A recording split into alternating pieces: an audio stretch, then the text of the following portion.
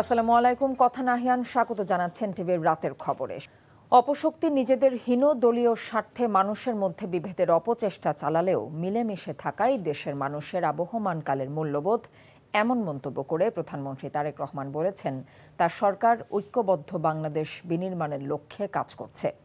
বছরব্যাপী নজরুল বর্ষের উদ্বোধনী অনুষ্ঠানে তারেক রহমান এসব কথা বলেন। আরও জানাচ্ছেন হাসান মাহমুদ।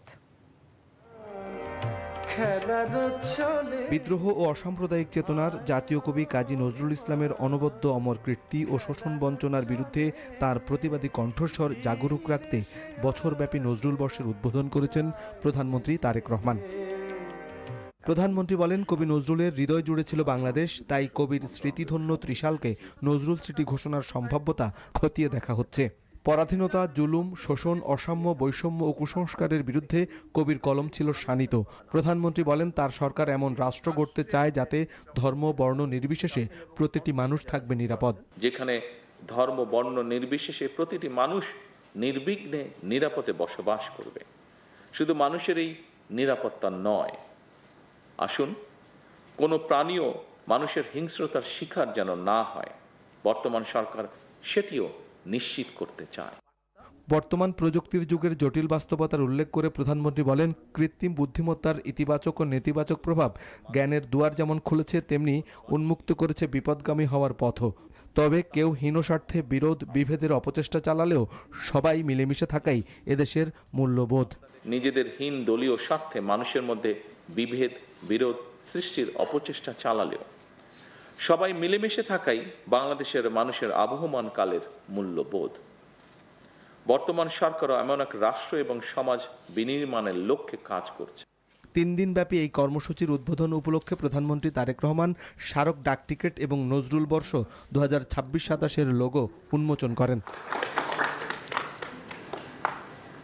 পরে সচিবালয়ে নিজ কার্যালয়ে স্বাধীনতার ঘোষক শহীদ রাষ্ট্রপতি জিয়াউর রহমানকে নিয়ে বিশিষ্ট লেখক কালাম ফয়েজীর লেখা বীর রাষ্ট্রনায়ক জিয়াউর রহমান শীর্ষক গ্রন্থের মোড়ক উন্মোচন করেন প্রধানমন্ত্রী তারেক রহমান। Hasan Mahmud, NTV news, Dhaka. শুরু হলো এইচএসসি ও সমমান পরীক্ষা। এবারে প্রথম অভিন্ন প্রশ্নপত্রে 9টি বোর্ডে পরীক্ষা অনুষ্ঠিত হচ্ছে। এবার 11টি শিক্ষা বোর্ডের অধীনে 9,439টি শিক্ষা প্রতিষ্ঠান থেকে 12,70,583 শিক্ষার্থী পরীক্ষায় অংশ নিচ্ছে। ওবায়দুল্লাহ মামুনের রিপোর্ট। এবারই প্রথম একই প্রশ্নপত্রে একযোগে দেশের 9টি সাধারণ শিক্ষা বোর্ডে অনুষ্ঠিত হচ্ছে এইচএসসি পরীক্ষা। এছাড়া মাদ্রাসা শিক্ষা বোর্ডে 92,905 জন এবং কারিগরি শিক্ষা বোর্ডে 1,07,964 জন পরীক্ষার্থী অংশ নিচ্ছে। গত বছরের তুলনায় এবার মোট পরীক্ষার্থীর সংখ্যা বেড়েছে 19,472 জন। তবে গতবারের তুলনায় ঝরে পড়া পরীক্ষার্থীর সংখ্যাও বেড়েছে। নকল রোধ ও প্রশ্ন ফাঁস বন্ধে সরকারের পক্ষ থেকে সর্বোচ্চ নজরদারি নেওয়া হয়েছে। প্রতিটি কেন্দ্রে বসানো হয়েছে ক্লোজ সার্কিট ক্যামেরা। প্রথম দিন সকাল থেকে গুঁড়ি গুঁড়ি বৃষ্টি আর তীব্র তাপদাহ উপেক্ষা করে কেন্দ্রে আসেন পরীক্ষার্থীরা। কেন্দ্রের বাইরে অপেক্ষমান অভিভাবকরা। অভিন্ন প্রশ্নপত্রে পরীক্ষা নেয় সরকারকে সাধুবাদ জানিয়েছেন তারা। প্রত্যেক বোর্ডের পরীক্ষা যদি পৃথক পৃথক হয়, তাহলে কোনো বোর্ডে পরীক্ষা সহজ হয়, কোনো পরীক্ষা কঠিন হয়, এতে অভিযোগ থাকে, কিন্তু এখন আর কোনো অভিযোগ নাই। এখন পরীক্ষা একটা দেওয়ার পরে বোঝা যাবে যে অ্যাকচুয়ালি কেমন হচ্ছে। একদিক দিয়ে ভালো হয়েছে, কারণ কি মেধা তালিকায় দেখা যায় যে অমুক খুব ভালো করছে, ঢাকা বোর্ডে এরকম রেজাল্ট করছে, কিন্তু এবার আসলে এরকম হবে না। প্রথম দিন বাংলা প্রথম পত্র পরীক্ষায় অংশ নিতে সকাল 10টার আগেই কেন্দ্রে প্রবেশ করে শিক্ষার্থীরা। দুপুর 1টায় শেষ হয় পরীক্ষা। প্রশ্নপত্রের মান নিয়ে কথা বলেন তারা। এমসিকিউ একটু হার্ড ছিল, কিন্তু সব মিলে ভালোই হয়েছে পরীক্ষা, আলহামদুলিল্লাহ। কোয়েশ্চেন মোটামুটি সহজই হয়েছে, মানে মিডিয়াম টাইপের কোয়েশ্চেন লিখতে পারছি সব। বহু নির্বাচনীগুলো অনেক স্ট্যান্ডার্ড এসেছে এবং সৃজনশীলগুলো মাস্ট অনেক ইজি আসছে। ক খ সব প্রিভিয়াস যে বোর্ডগুলো, সেই বোর্ডগুলো থেকে আমরা কমন পেয়েছি। সবচেয়ে বেশি ঢাকা বোর্ড থেকে 3,393 জন শিক্ষার্থী এইচএসসি পরীক্ষায় অংশ নিচ্ছে, আর বরিশাল বোর্ডে পরীক্ষার্থী সবচেয়ে কম। তবে 36% এইচএসসি ও সমমান পরীক্ষার্থী এবার অংশ নেয়নি। Obaidullah Mamun, NTV news, Dhaka. এনটিভির 24তম বর্ষে পদার্পণ উপলক্ষে শুভেচ্ছা জানিয়েছে তুরস্ক ভিত্তিক LP gas company United Aygaz LPG limited. বিকেলে এনটিভির কারওয়ান বাজারের প্রধান কার্যালয়ে প্রতিষ্ঠানের চেয়ারম্যান মোহাম্মদ মোসাদ্দেক আলীকে ফুল দিয়ে শুভেচ্ছা জানিয়েছেন কোম্পানির সিইও হারুন ওরতাজ। ওই সময় তিনি এনটিভির বস্তুনিষ্ঠ সংবাদ এবং অনুষ্ঠানের ভূয়সী প্রশংসা করেন। প্রতিষ্ঠা বার্ষিকী এনটিভির উত্তরোত্তর সমৃদ্ধি কামনা করেন তিনি। কাল 24তম বছরে পদার্পণ করছে জনপ্রিয় satellite channel NTV. Heartiest congratulations to NTV for the 24th anniversary. NTV for more than 2 decades has been a trusted partner of Bangladeshi families, and we are looking forward to increase our cooperation with NTV. I wish NTV continued success. Portugal Croatia match cover করতে কানাডায় আছেন senior correspondent কুশল ইয়াসির। সেখান থেকে জানিয়েছেন সবশেষ পরিস্থিতি। এবারে বিশ্বকাপে শেষ 32-এর অন্যতম আলোচিত ম্যাচ পর্তুগাল এবং ক্রোয়েশিয়ার। ক্রিশ্চিয়ানো রোনালদোর দলের বিপক্ষে লুকা মদ্রিচরা মাঠে নামবেন এবং এই ম্যাচের যে টিকিটের মূল্য সেটি কিন্তু আকাশচুম্বী। বলা যায় যে শেষ 32-এর সবচেয়ে দামি টিকিট এই ম্যাচেরই। আসলে টিকিট ডেটা নামে একটি প্রতিষ্ঠান রয়েছে যুক্তরাষ্ট্র ভিত্তিক, তাদের একটি তথ্য মতে তারা বলছে যে এই যে ম্যাচের টিকিটগুলোর সবচেয়ে কম দামি যে টিকিট রয়েছে সেগুলোর দামও প্রায় $3200 ছাড়িয়ে গেছে। টরন্টোতে হবে এই ম্যাচ। কানাডার মধ্যে এই ম্যাচটি হতে চলেছে ক্রিশ্চিয়ানো রোনালদো অথবা লুকা মদ্রিচের ক্যারিয়ারের শেষ ম্যাচও বলা যাচ্ছে যে তারা আন্তর্জাতিক ক্যারিয়ার এই ম্যাচ দিয়েই শেষ করতে পারেন হয়তোবা। তবে বিশ্বকাপে কিন্তু তাদের শেষ ম্যাচ এটি হতে চলেছে। অন্যদিকে সব মিলিয়ে দুই সতীর্থ তারা দীর্ঘদিন রিয়াল মাদ্রিদে খেলেছেন, একে অপরের বন্ধুও বটে এবং সব বিবেচনায় বিশ্বকাপের অন্যতম হাই ভোল্টেজ এই ম্যাচ। আর এই ম্যাচ দিয়েই কিন্তু দুই বড় তারকা যারা বিগত 20 বছরের মধ্যে ব্যালন ডিওর জিতেছেন তাদের মধ্যে অন্যতম ক্রিশ্চিয়ানো রোনালদো এবং লুকা মদ্রিচ। সব মিলিয়ে একটি লড়াই দেখার অপেক্ষায় রয়েছে ফুটবল প্রেমীরা। 1982 সালের পর এই প্রথম বিশ্বকাপে নকআউট পর্বে মাঠে নামবে অস্ট্রিয়া। আর শুরুতেই তাদের প্রতিপক্ষ টুর্নামেন্টের অন্যতম শিরোপা প্রত্যাশী স্পেন। সাবেক চ্যাম্পিয়নদের চমক উপহার দিতে চান অস্ট্রিয়া কোচ। অন্যদিকে ইয়ামাল সহ 3 ফুটবলার খেলার জন্য ফিট থাকায় আশাবাদী স্প্যানিশ কোচ। সোফি স্টেডিয়ামে বাংলাদেশ সময় রাত 1টায় মুখোমুখি হবে এই দু দল।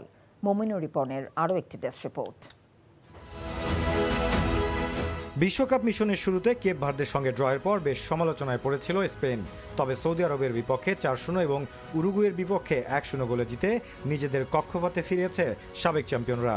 বিশ্বকাপে এখন পর্যন্ত টানা 34 ম্যাচে অপরাজিত থাকা দল নিয়ে আশাবাদী স্প্যানিশ কোচ। সঙ্গে দুশ্চিন্তা কাটিয়ে লামিনে ইয়ামাল, ভিক্টর মুনিওস ও ইয়েরেমি পিনোকে ফিট পেয়ে শেষ 32-এর লড়াইয়ের আগে আশাবাদী লা রোজারা।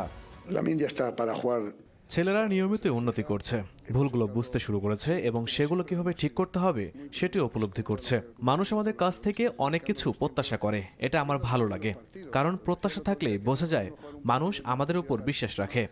এখন আমাদের কাজ সেই প্রত্যাশার যথাযথ প্রতিদান দেয়া। এদিকে গ্রুপ পর্বের পারফরমেন্স দিয়েই 44 বছর পর নকআউট খেলতে নামছে অস্ট্রিয়া। আর্জেন্টিনার কাছে হারলেও গ্রুপ রানার্স আপ হয়েই শেষ 32-এর জায়গা করে নিয়েছে তারা। এই আসরেও জাল অক্ষত রাখা স্পেনের বিপক্ষে ম্যাচটি কঠিন হলেও আশা ছাড়ছেন না এই অস্ট্রিয়ান কোচ। এই মুহূর্তে তারা বিশ্বের অন্যতম সেরা দল এবং বর্তমান ইউরোপিয়ান চ্যাম্পিয়ন। অনেকদিন ধরেই তারা অপরাজিত, আর এই বিশ্বকাপেও এখন পর্যন্ত কোনো গোল হজম করেনি। তবে আমরা শুধু রক্ষণাত্মক হয়ে বসে থাকতে চাই না, নিজেদের খেলাটাই খেলতে চাই, বাকিটা সময়ই বলে দেবে। দুই দলের অতীত পরিসংখ্যান অবশ্য এগিয়ে রাখছে স্পেনকেই। দু দলের মুখোমুখি 16 লড়াইয়ে 9টিতে জয় আছে স্পেনের, 3টিতে ড্র এবং 4টিতে পরাজয় আছে অস্ট্রিয়ার। Mominur Ripon, NTV sports desk. গণভোটের গণরায় বাস্তবায়ন না হলে দেশে আরেকটি বিপ্লব হতে পারে বলে মন্তব্য করেছেন জামায়াত ইসলামের কেন্দ্রীয় শুরা সদস্য ঢাকা মহানগরী দক্ষিণের নায়েবে আমির আব্দুস সবির ফকির। জুলাই গণঅভ্যুত্থানের 2য় বার্ষিক উপলক্ষে মাসব্যাপী কর্মসূচির অংশ হিসেবে সকালে রায়ের বাজার বৌদ্ধভূমি কবরস্থানে যায় বাংলাদেশ জামায়াত ইসলামের কেন্দ্রীয় ও মহানগরীর নেতারা। সেখানে জুলাই শহীদদের কবর জিয়ারত ও তাদের আত্মার মাগফিরাত কামনা করে দোয়া করা হয়। এ সময় শহীদদের মহান ত্যাগের বিনিময়ে দেশের মানুষ স্বাধীনভাবে কথা বলতে পারছে বলে মন্তব্য করেন বক্তারা। জুলাই সনদ বাস্তবায়ন না করায় সরকারের সমালোচনাও করেন তারা। দ্রুত গ্রাহক সেবা নিশ্চিতকরণ এবং গ্রাহকের আমানত সুরক্ষার অঙ্গীকার পুনর্ব্যক্ত করে Akij Takaful life insurance PLC অর্ধবার্ষিক সম্মেলন 2026 অনুষ্ঠিত হয়েছে। সকালে রাজধানীর কাকরাইলে ডিপ্লোমা ইঞ্জিনিয়ার্স ইনস্টিটিউটে এই সম্মেলনটি অনুষ্ঠিত হয়। এতে প্রধান অতিথি হিসেবে উপস্থিত ছিলেন কোম্পানির চেয়ারম্যান শেখ শামীম উদ্দিন। বিশেষ অতিথি ছিলেন মহাপরিচালক শাজমিন সুলতানা, মীর মাহফুজুর রহমান এবং মোহাম্মদ ফুয়াদ হোসেন। এছাড়াও অনুষ্ঠানে উপস্থিত ছিলেন ব্যবস্থাপনা পরিচালক মোহাম্মদ আবু ইউসুফ। সঞ্চালনা এবং সভাপতিত্ব করেন কোম্পানির মুখ্য নির্বাহী কর্মকর্তা সিইও মোহাম্মদ সাজ্জাদুল করিম। কোম্পানির চেয়ারম্যান শেখ শামীম উদ্দিন বলেছেন, আকিজ তাকাফুল লাইফ ইন্স্যুরেন্স এক পরিবার এই স্লোগানকে ধারণ করেই এগিয়ে চলছে। গ্রাহকের আমানত সুরক্ষায় প্রতিষ্ঠানটি প্রতিশ্রুতিবদ্ধ। আমরা বীমা কোম্পানি হিসেবে শুধু জীবন বিমাই না, আমরা বিভিন্ন প্রোডাক্ট নিয়ে আসছি। সেইখানে বিভিন্ন জীবনের যেই হজে যাওয়া থেকে শুরু করে, শিক্ষা থেকে শুরু করে, স্বাস্থ্য থেকে শুরু করে আমরা বিভিন্ন প্রোডাক্ট নিয়ে আসছি। ইনশাল্লাহ আমরা বিশ্বাস যে বাংলাদেশের মানুষকে আমরা আরেকটু প্ল্যানিং করে, তাদের জীবনের প্ল্যানিংয়ের মাধ্যমে আরেকটু সুন্দর, আরেকটু কি করে সচ্ছলতা দেওয়া যায়, এইটাই আমাদের চেষ্টা থাকবে ইনশাল্লাহ। শেকড়ের সঙ্গে সংযোগ, স্মৃতির সঙ্গে নতুনের মেলবন্ধন, এই প্রতিপাদ্যকে সামনে রেখে রাজধানীর ইন্টারন্যাশনাল কনভেনশন সিটিতে অনুষ্ঠিত হয়েছে Meril presents model of tomorrow season 5। এবারের আয়োজনের মূল থিম ছিল ব্যাক টু অরিজিন, যেখানে 90-এর দশকের সংস্কৃতি, নস্টালজিয়া ও সৃজনশীলতার আবহে দেশের উদীয়মান কন্টেন্ট ক্রিয়েটরদের সম্মাননা জানানো হয়। আয়োজকদের মতে ডিজিটাল যুগে নতুন সম্ভাবনা তৈরি করা এবং সমাজে ইতিবাচক প্রভাব রাখা কন্টেন্ট নির্মাণাতের স্বীকৃতি দিতেই এই আয়োজন। এবারের মোট 24টি ক্যাটাগরিতে মনোনয়ন দেওয়া হয়। আয়োজকরা বলেন, প্রজন্মের পর প্রজন্ম ধরে মেরিল বাংলাদেশের মানুষের আস্থা ও ভালোবাসার প্রতীক। ব্যাক টু অরিজিন থিমের মাধ্যমে শেকড়, পরিচয় ও মূল্যবোধের সঙ্গে নতুন প্রজন্মের সংযোগ আরও দৃঢ় করার বার্তা দেওয়া হয়েছে। বীমা প্রতিষ্ঠান চার্টার্ড লাইফ ইন্স্যুরেন্স পিএলসির অ্যানুয়াল অ্যাওয়ার্ডস নাইট 2026 অনুষ্ঠিত হয়েছে মৌলভীবাজারে। বৃহস্পতিবার রাতে জেলার শ্রীমঙ্গলের grand Sultan tea resort and গলফে দেশের বিভিন্ন জেলা থেকে আসা ব্রাঞ্চ ইনচার্জ ও বীমা কর্মীদের নিয়ে এই আয়োজন করা হয়। এতে chartered life insurance chairman engineer Nurul Akter সেরা পারফর্মারদের মাঝে বিশেষ সম্মাননা ক্রেস্ট ও সার্টিফিকেট তুলে দেন। এ সময় প্রতিষ্ঠানের ভাইস চেয়ারম্যান গোলাম মোস্তফা, পরিচালনা পর্ষদের পরিচালক শাইখ সিরাজ, হাসিব আহমেদ, শরীফ আহমেদ সহ অনেকেই উপস্থিত ছিলেন। পরে মনোজ্ঞ সাংস্কৃতিক অনুষ্ঠানে দেশের প্রখ্যাত শিল্পীরা সঙ্গীত পরিবেশন করেন। একমাত্র টেস্টে হারের দুঃস্বপ্ন ভুলতে না ভুলতেই ওয়ানডে সিরিজের প্রস্তুতি নিতে শুরু করেছে বাংলাদেশ দল। টানা দ্বিতীয় দিনের মতো অনুশীলন করেছে মেহেদী হাসান মিরাজরা। হারারেতে একমাত্র টেস্ট স্বাগতিক জিম্বাবুয়ের বিপক্ষে মাত্র 3 দিনেই ইনিংস পরাজয়ের পর সমালোচনার ঢেউ উঠেছে নাজমুল শান্তদের নিয়ে। ব্যাটারদের ব্যর্থতা নিয়ে হচ্ছে কাটাছেঁড়া। ওয়ানডে অধিনায়ক মেহেদী মিরাজ সেই ক্ষত ভুলবার আগেই দল নিয়ে নেমেছেন মাঠে। হারারে স্পোর্টস ক্লাবে 3 বিভাগেই নিজেদের ঝালিয়ে নিয়েছেন শান্ত হৃদয়রা। এই অনুশীলনের মধ্যেও টি-20 দল নিয়ে শুরু হয়েছে সমালোচনা। ফর্মে থাকা শান্তকে বিবেচনায় না রেখে ইয়াসির চৌধুরী রাব্বিকে কোন বিবেচনায় টি-20 স্কোয়াডে রেখেছে নির্বাচকরা, সেটি নিয়ে ক্রিকেট মহলে উঠেছে প্রশ্ন। সিরিজের প্রথম ওয়ানডে 5 জুলাই অনুষ্ঠিত হবে।